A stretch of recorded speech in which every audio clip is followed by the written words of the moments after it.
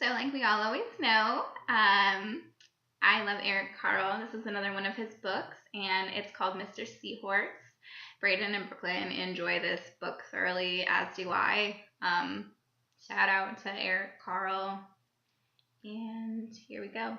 Again, my name is Megan. I do this reading channel for my little ones, Braden and Brooklyn. I love you guys very much. Don't ever forget it.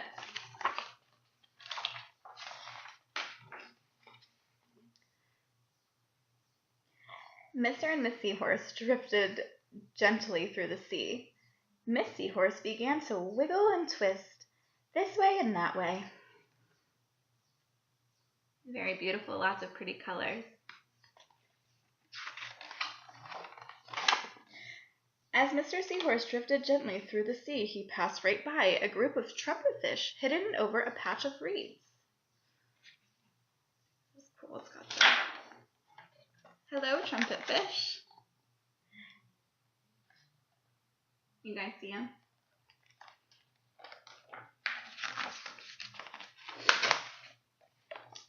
But before long, Mr. Seahorse met another fish. How are you, Mr. Stickleback? Asked Mr. Seahorse. Delighted, replied Mr. Stickleback. I just built a nest, and right away Miss Stickleback laid her eggs in it. Now I am taking good care of them until they hatch. Keep up the good work, said Mr. Seahorse, and swam on his way.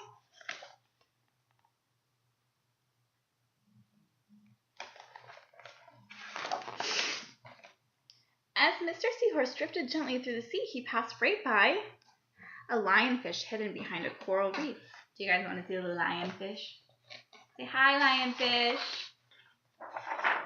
They're very beautiful. Here he is.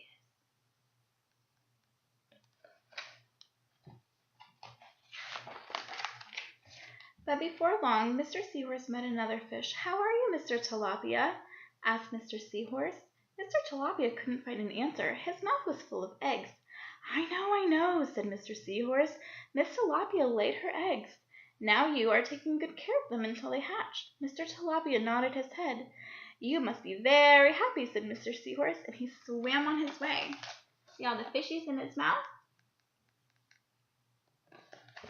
Taking good care of the babies.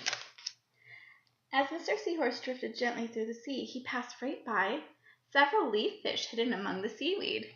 Who wants to see the leaf fish? Here we go. There they are. Look at them.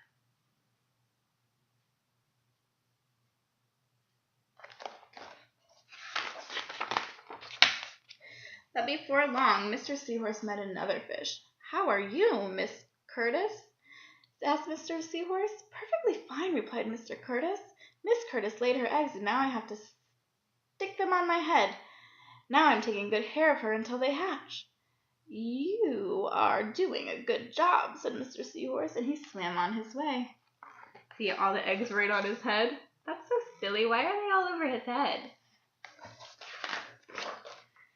As Mr. Seahorse drifted gently through the sea, he passed right by a stonefish hidden behind a rock. There he is.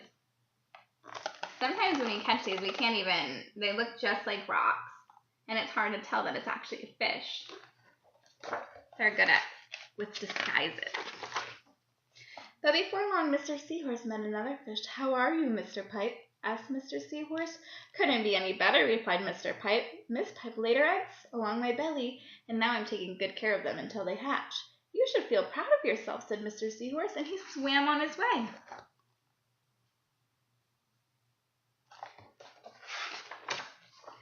But before long, Mr. Seahorse met another fish. How are you, Mr. Bullhead? Asked Mr. Seahorse. Tip-top, replied Mr. Bullhead. Miss Bullhead laid her eggs, and the eggs hatched, and now I'm babysitting. You are doing a fine job, said Mr. Seahorse, and he swam on his way.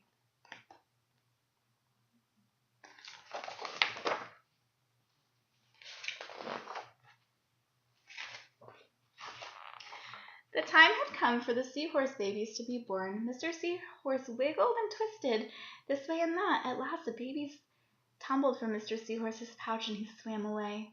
One baby turned around and tried to come back into the pouch. Oh no, said Mr. Seahorse, I do love you, but now you are ready to be on your own.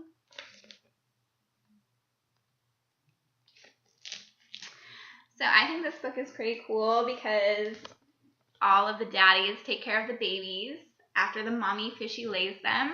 Isn't that super cool? I think that's pretty neat to know that starfish do that and rockfish do that, or stonefish do that. I call them rockfish because they look like rocks. And what else was in here? They did sticklebacks, lionfish, tilapia,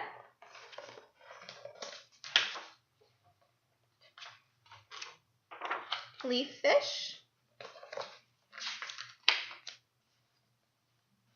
curtis, stonefish and lionfish, silly me, pike,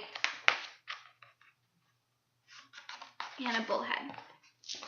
So that's pretty cool.